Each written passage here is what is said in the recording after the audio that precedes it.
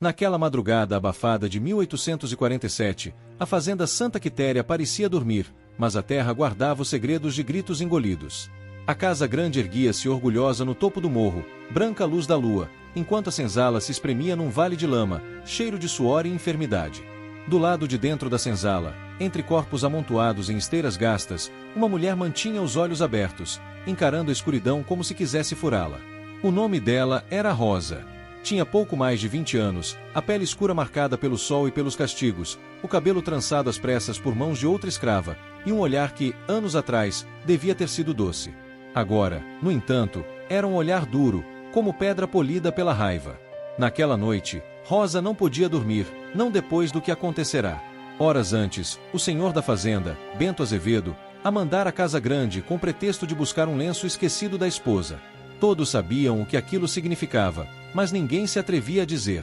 As escravas evitavam cruzar o olhar com ela quando a viram subir a ladeira de terra. O silêncio era pesado, cúmplice e impotente.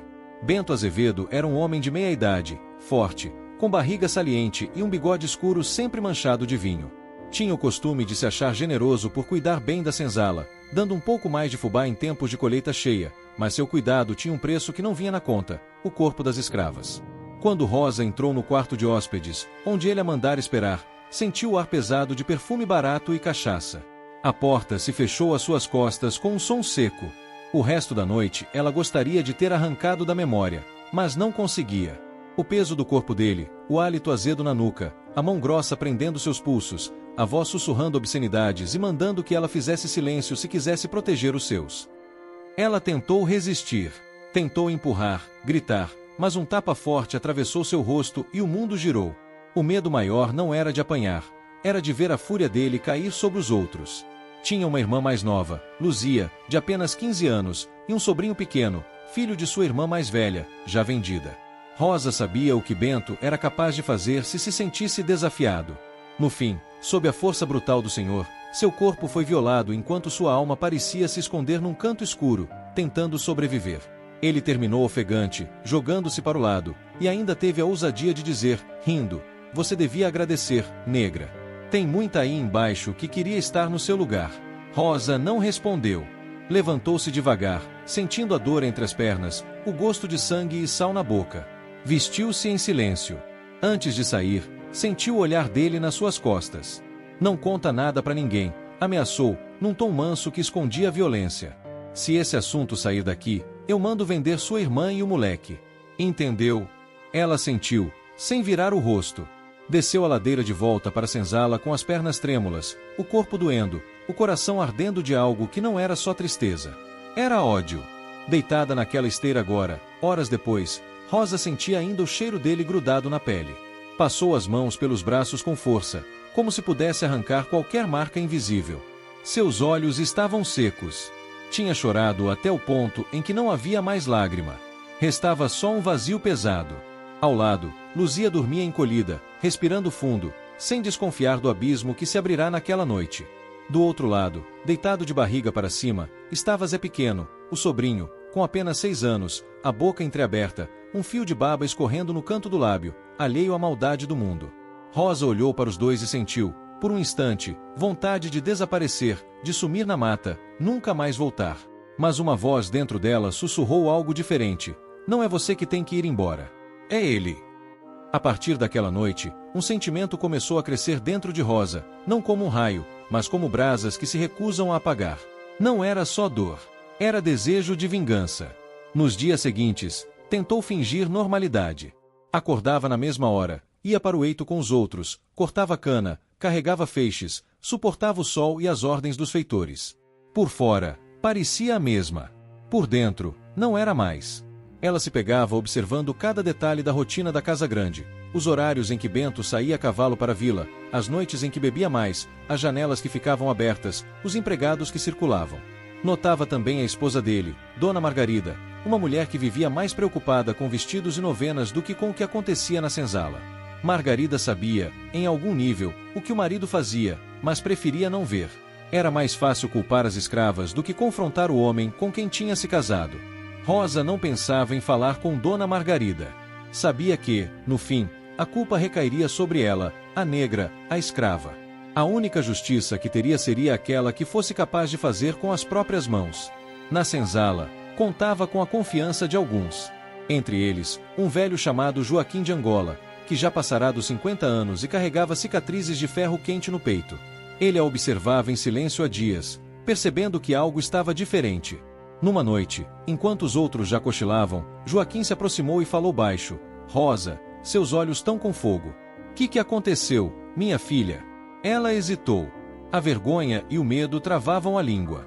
Mas quando olhou para aquele rosto velho, marcado por tanto sofrimento, viu uma espécie de porto seguro. "O senhor Bento", começou, com a voz baixa, tão baixa que parecia um sopro. "Me chamou na casa grande. Disse que eu tinha que buscar um lenço. E não conseguiu terminar. As palavras se engasgaram. Joaquim entendeu sem precisar de detalhes. O olhar dele se escureceu. "De novo", murmurou. "Esse desgraçado não tem limite." Rosa apertou os punhos. Ele disse que, se eu contasse, ia vender a Luzia e o menino. Joaquim respirou fundo, como quem tenta segurar a própria revolta. "Cê tem que ter cuidado, Rosa. Homem assim não pensa duas vezes para matar." Ela o encarou, os olhos queimando. "Eu não vou morrer calada, não. Ele não vai fazer isso comigo e ficar inteiro." "O que cê tá pensando?" Joaquim perguntou, desconfiado. "Eu quero que ele pague. Quero que ele sinta medo. Quero que ele saiba como é ser caçado." A voz dela tremia, mas não era de fraqueza, era de força contida. "Eu quero ver ele sangrar." Joaquim franziu a testa. "Vingança é faca de dois gumes, Rosa. Pode cortar ele, mas pode cortar você também, e quem tá perto." "Ele já cortou tudo que eu tinha." Ela devolveu, seca. "Agora é minha vez." O velho ficou em silêncio por alguns instantes, medindo as palavras. No fundo, entendia. Ele já tinha visto muita coisa. Já vira escravo enlouquecer, já vira mãe se jogar no rio com o filho nos braços para não vê-lo vendido. Sabia que havia um ponto em que o medo dava lugar a algo mais perigoso, a certeza de que morrer lutando era melhor do que viver ajoelhado. "Se cê for fazer alguma coisa", disse, por fim, "não faz sozinha, não. Homem branco tem arma, tem gente, tem lei. Nós só tem um ao outro." Rosa assentiu ligeiramente. A semente de um plano começou a germinar. Os dias se arrastaram, e Bento continuou com sua rotina de senhor da fazenda, sem imaginar que algo mudará naquele corpo que ele achava ser seu. Tentou chamá-la novamente à casa grande, mas ela, com astúcia, arranjou maneiras de evitar ficar. Sozinha com ele, fingia febre, trocava de tarefa com outra escrava, sumia em meio à confusão dos afazeres. Ele não gostou, mas não forçou logo de início. Tinha outros corpos à disposição, outras negras que poderiam ser esmagadas sob seu peso. Enquanto isso, Rosa observava, pensava, esperava. Uma noite, um boato correu pela senzala. Alguns escravos de uma fazenda vizinha tinham tentado fugir em grupo e haviam sido recapturados. O castigo fora exemplo para todos: açoites públicos, marcas de ferro, 2 mortes. A notícia caiu sobre os cativos de Santa Quitéria como chuva fria. "É isso que acontece com quem tenta enfrentar branco", murmurou uma das mulheres, fazendo o sinal da cruz. Rosa ouviu, mas não recuou. Fugir em massa, talvez, fosse loucura. Mas o que ela queria não era fuga. Era vingança pensada, cruel, precisa, contra um homem específico. Com o tempo, foi se aproximando de quem poderia ajudar. Tinha em mente 3 figuras: Joaquim, a velha Teresa, que sabia lidar com ervas como ninguém, e Manuel, um escravo mais novo, forte, que trabalhava no engenho e não escondia o ódio que sentia dos feitores. Certa noite, reuniu os 3 num canto menos vigiado da senzala, fingindo que estavam apenas conversando bobagens. "Eu não quero arrastar ninguém pro inferno comigo", começou, olhando um por um. "Mas eu vou fazer o senhor Bento pagar pelo que ele me fez. Se alguém quiser virar as costas, é agora." Teresa, de olhos miúdos e costas curvadas, apertou o bordado que fazia. "Ele te tomou, né?" perguntou, sem rodeio. Rosa assentiu. "Tomou, e ameaçou tomar tudo que eu amo se eu abrisse a boca." Manuel cuspiu de lado, o maxilar apertado. "Esse porco faz isso desde que cheguei aqui. Minha irmã foi uma das que ele pegou. Depois ficou doente de tristeza. Não levantou mais da esteira. Morreu olhando pro teto." Ele olhou para Rosa com uma fúria que queimava. "Eu tô dentro." Teresa suspirou, como quem carrega o peso do mundo nas costas. "Eu já tô velha demais para correr", disse. Mas posso fazer coisa que jovem não sabe. Planta tem segredo. Tem raiz que mata devagar, tem raiz que mata na hora, tem raiz que parece doença e tem raiz que parece castigo de santo. Se é para derrubar esse cão, eu ajudo. Joaquim, mais cauteloso, coçou a barba rala. Se estão falando de matar o senhor da fazenda. Isso não é pouca coisa, não. Se descobrem, é chicote até a morte, é esquartejamento, é pendurar corpo em poste para servir de aviso. Eu já vi. Rosa sustentou o olhar dele. O que ele fez comigo eu já senti como morte. Eu não tenho medo de morrer mais, não. Só não quero ir pro buraco sem antes levar ele comigo. Joaquim respirou fundo. Encarou os três, viu que nada do que dissesse mudaria a decisão. Então, se for para ser, que seja direito, concluiu. Sem erro, sem pista. Nas semanas seguintes, o quarteto conspirou em silêncio, usando cada brecha para planejar um ato que, se descoberto, poderia acabar com todos. Teresa foi a primeira a agir. Na mata ao redor da fazenda, conhecia cada erva como se fossem parentes. Tem uma raiz que os índios chamam de respiro curto, explicou, num sussurro, enquanto fingiam catar lenha. Misturada com comida, não mata na hora. Vai minando por dentro. O coração vai fraquejando até a pessoa cair. Se botar demais, o desgraçado sente na hora, e aí vão saber que foi veneno. Tem que botar medida certa. E assim a Margarida? Perguntou Rosa, preocupada. Não quero matar ela, não. É por isso que tem que ter cuidado. A comida dele e a dela não pode ser a mesma. Cê sabe quem mexe com panela pra casa grande? Zefa, respondeu Manuel. Ela que faz o cozido do senhor. E ela não gosta muito dele, não. Vive reclamando que ele trata todo mundo como bicho. Rosa se aproximou de Zefa dias depois, sem pressa, ajudando com água, oferecendo o ombro quando ela reclamava das dores, criando um laço. Numa manhã, enquanto picavam mandioca, Rosa jogou a isca. Zefa, a senhora não acha que esse senhor pisa demais na gente? Zefa olhou de canto. Se eu falar o que eu acho, o céu cai na minha cabeça, respondeu. E se um dia ele caísse sem ninguém saber o porquê? Rosa murmurou. Zefa parou o movimento da faca. Pousou o olhar pesado sobre Rosa. Cê tá mexendo com coisa séria, menina. Ele mexeu comigo primeiro, Rosa retrucou, a voz rouca. Entrou no meu corpo como se eu fosse chão. Eu não vou morrer carregando essa sujeira sozinha. Zefa ficou em silêncio por um tempo que pareceu eterno. Depois, suspirou. Homem branco não sabe o mal que planta. Limpou as mãos no avental. Se for para ajudar, é agora. Mas eu não quero saber de detalhe. Só me diz o que tenho que fazer. O plano, então, se desenhou com mais nitidez. Naquela fazenda, Bento tinha um hábito. Nos domingos à noite, gostava de comer um cozido separado, feito só para ele, com mais carne, mais tempero, que ninguém mais tocava. Dizia que era refeição de senhor. O resto da casa ficava com o que sobrava das panelas grandes. Seria nessa panela particular que o veneno entraria. Não pode ser muito, eu já falei, repetia Teresa. É um punhado assim, ó. Mostrou com os dedos. Mistura bem. Ele vai sentir um pouco de falta de ar, vai ficar cansado, vai tossir. Vão achar que é peito fraco. Se Deus estiver olhando para nós, ele cai de vez. E se não cair? Manuel perguntou, desconfiado. Aí cês vão ter que terminar o serviço de outro jeito. Rosa, por sua vez, guardava outra parte do plano só para si. Usaria o veneno, sim, mas queria mais. Queria olhar nos olhos dele quando o medo chegasse. Queria que ele soubesse, antes de morrer, que não tinha vencido. Chegou o domingo.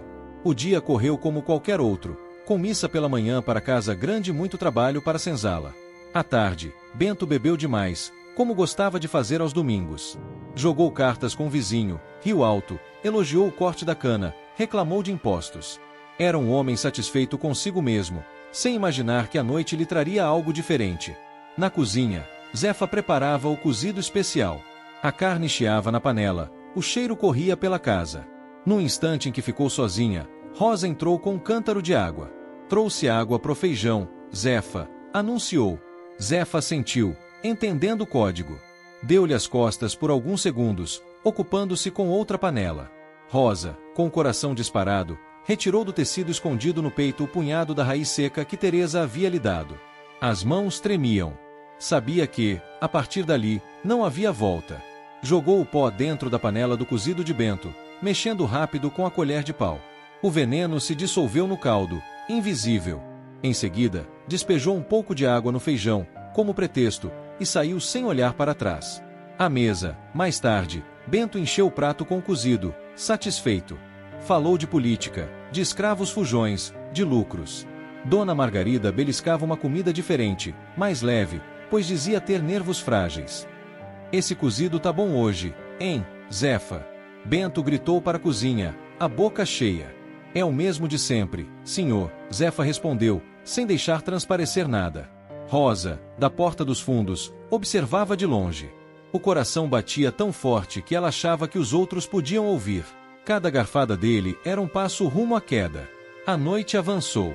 Nada aconteceu de imediato. Bento terminou o prato, bebeu vinho, arrotou, limpou a boca com o lenço. Levantou-se, foi até a varanda fumar um charuto. Parecia igual a todos os outros domingos. Rosa começou a duvidar. E se a medida estivesse errada? E se Teresa tivesse superestimado o poder da raiz? E se o corpo gordo do senhor aguentasse mais do que esperavam? Mas a madrugada trouxe a resposta. Já passava da meia-noite quando um barulho na casa grande quebrou o silêncio da fazenda. Primeiro, um som abafado, como de alguém derrubando algo. Depois, um grito. Bento! A voz de Margarida cortou o ar. Na senzala, alguns despertaram, assustados.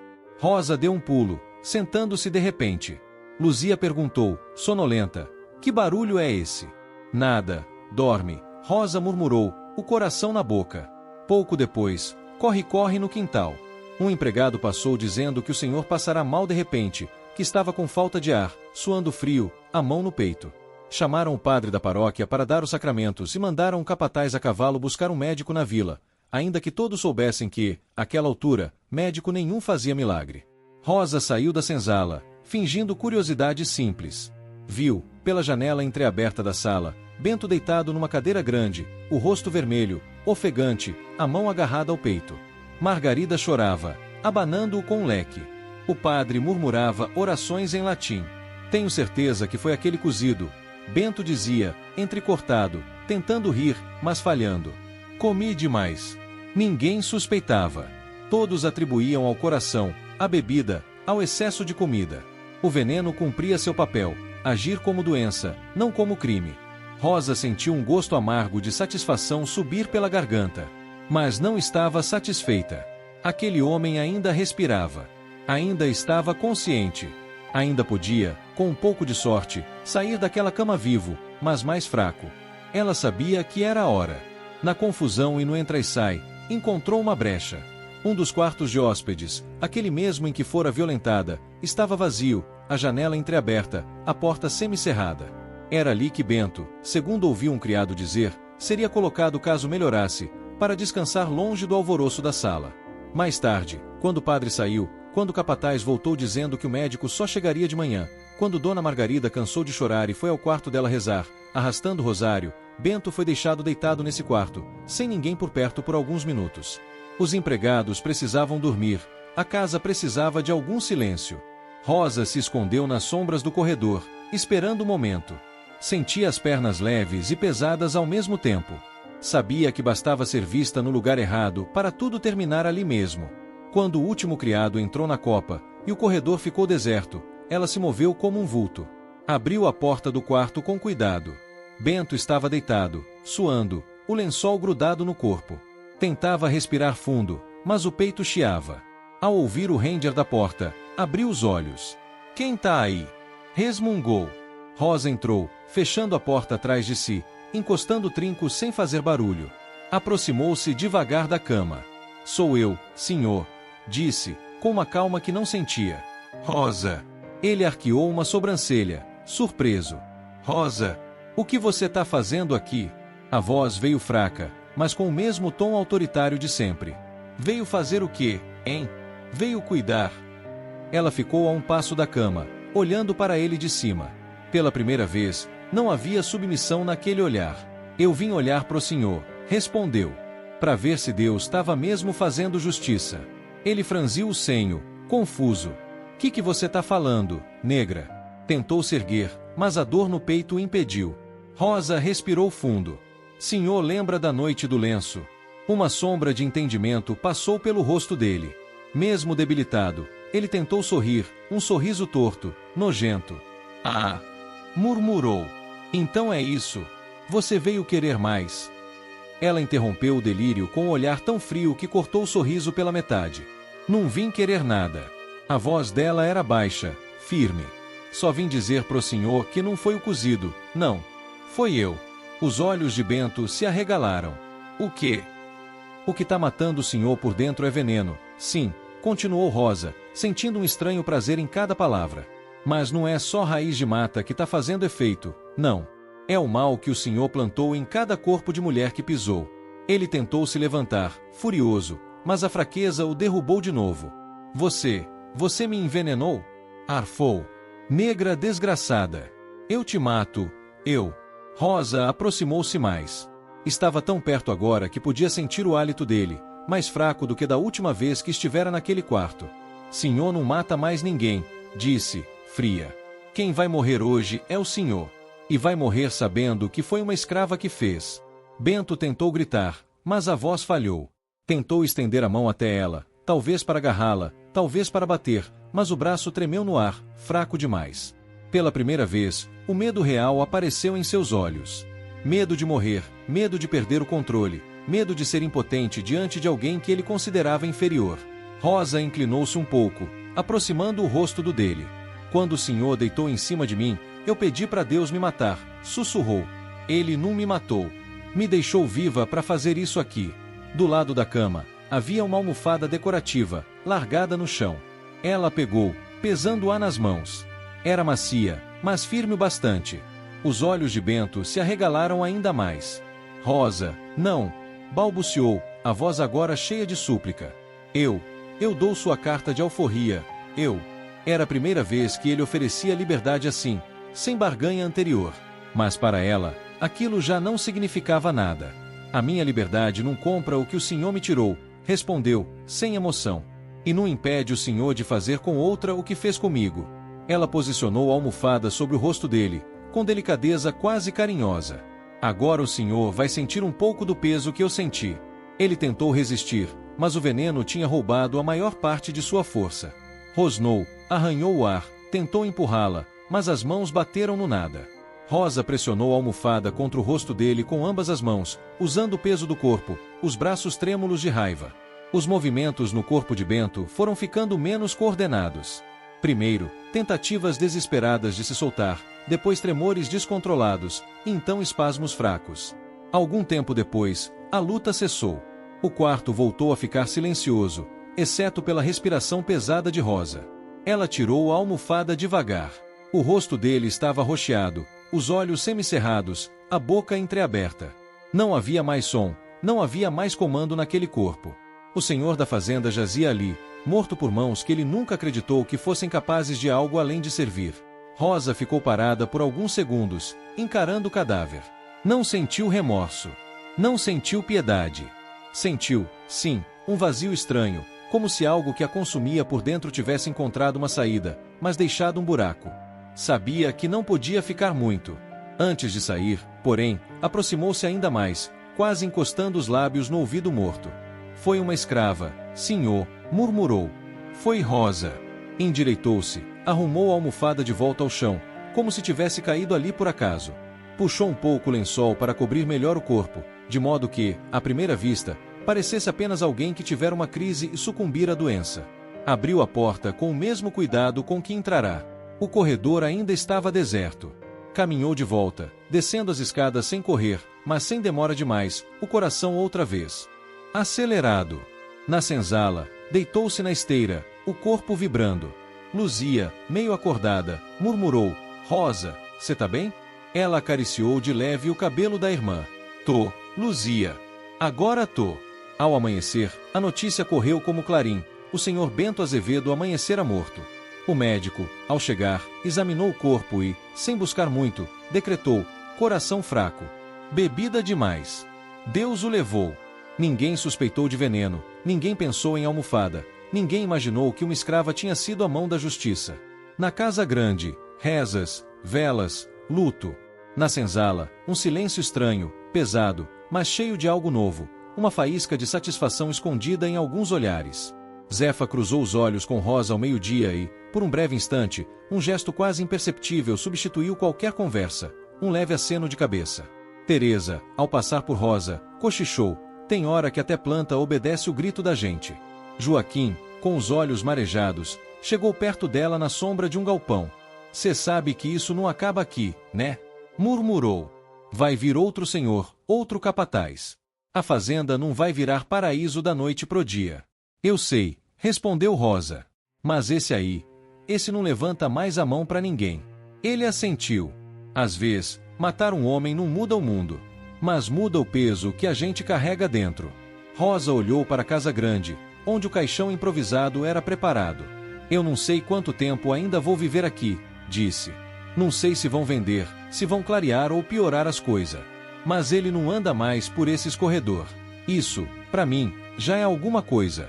À noite, durante o velório improvisado, Dona Margarida chorava pela perda do marido, talvez mais pela perda da posição segura do que por amor verdadeiro. O padre falava de provação divina, de mistério dos desígnios. Os senhores vizinhos lamentavam a partida do grande homem. Ninguém ali falava das escravas que ele destruíra. Na senzala, em paralelo, alguns rezavam por sua alma, porque assim tinham sido ensinados. Outros, em silêncio, respiravam como se o ar estivesse um pouco menos pesado. Rosa sentou-se do lado de fora, olhando para o céu. Havia poucas estrelas naquela noite, mas o ar parecia diferente, menos opressor. Sabia que vingança não trazia de volta o que foi perdido. Sabia que o trauma daquela noite do lenço ficaria gravado no corpo e na mente para sempre. Mas sabia também que não era mais apenas vítima. Tinha sido agente. Ela não se iludia com finais felizes. Não imaginava que, a partir dali, sua vida seria leve. Ainda era escrava. Ainda acordaria ao som do galo para cortar cana. Ainda poderia ser vendida, castigada, humilhada por outros. Mas, em algum lugar dentro dela, uma corrente tinha se quebrado. Enquanto as rezas pelo Sr. Bento ecoavam na casa grande, Rosa sussurrou uma reza própria, baixa, para que só os orixás e os santos perdidos da mata ouvissem, que ele encontre no outro mundo a mesma escuridão que trouxe para esse. E que nunca mais tenha corpo de mulher nenhuma para pisar. Naquele pedaço de terra, a história seria contada depois de formas diferentes. Na casa grande, diriam que o senhor morreu de coração fraco, vítima da própria gula e da idade. Na senzala, porém, passariam a contar baixinho, em torno do fogo, uma versão alternativa. A de uma escrava que se vingou do estupro com a inteligência das ervas e a coragem das próprias mãos. O nome dela, contado de boca em boca, ganharia força. Rosa, a que fez o senhor cair. Rosa, a que não morreu calada. Rosa, a que, por uma noite, virou justiça no mundo que só conhecia injustiça. E, enquanto a fazenda continuasse erguida, sempre haveria alguém que, ao passar diante do antigo quarto de hóspedes da casa grande, sentiria um arrepio, sem saber explicar. Para alguns, seria apenas superstição. Para outros, seria a memória de um ato de vingança que rompeu o ciclo, nem que fosse por um instante.